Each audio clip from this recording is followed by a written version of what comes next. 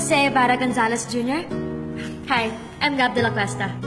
Hindi mo na ako kailangan tawagin kasi Dos na lang. Hello, Dos. I'm your wife.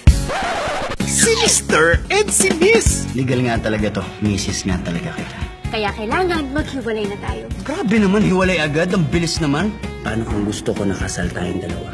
Naging Mr. and Mrs. Hindi to pwede malaman ng fiancé ko. Are you willing to spend forever with me? Can't believe it?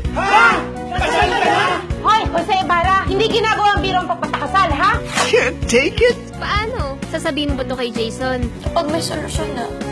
Kailangan lang natin patunayan sa korte ay kayong dalawa hindi talaga pwedeng magsama. Dos, ito yung mga grounds para sa annulment natin. Unbearable jealousy. Kagabi, hindi ka nagselos? Hindi. Nakita kita. No. Nagselos ka sa mga ex ko. Hindi ah. Gab, hindi mo kailangan magselos. Ikaw ang pinakamaganda sa kanilang lahat. Insanity. Bigla-bigla ka na lang natutulala. Bigla-bigla ka na lang nagagalit. Dos, ito ganito ko. Ano sa tingin mo? Alam mo ba ang pinakamalaking psychological problem? Pag-ibig. Can't stop it. Gusto ko lang sabihin na nandito pala yung misis ko.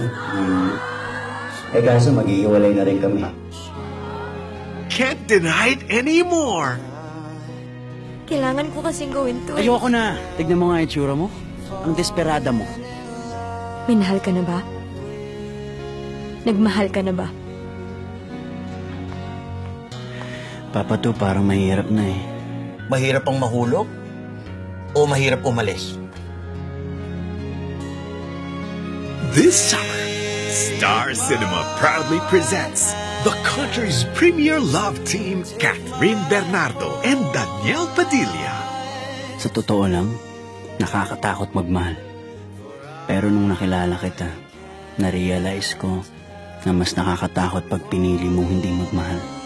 Can you turn a wrong thing right when you can't help falling in love? Directed by May Cruz Alviar. Goodbye, my future ex.